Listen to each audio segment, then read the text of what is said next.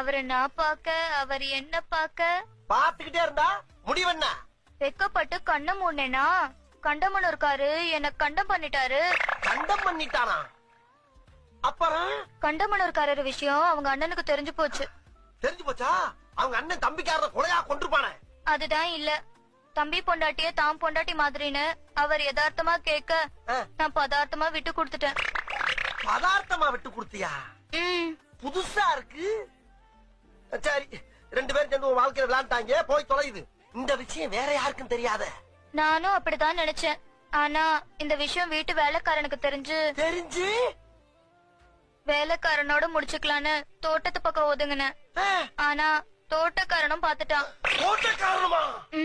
அவனாலதான் என் வயித்துல புழு பூச்சி உண்டாச்சு. அத கலைக்கலான்னு நான் டாக்டர் கிட்ட போனேன். ஆனா அந்த டாக்டர் என்ன கலையோ கலைன்னு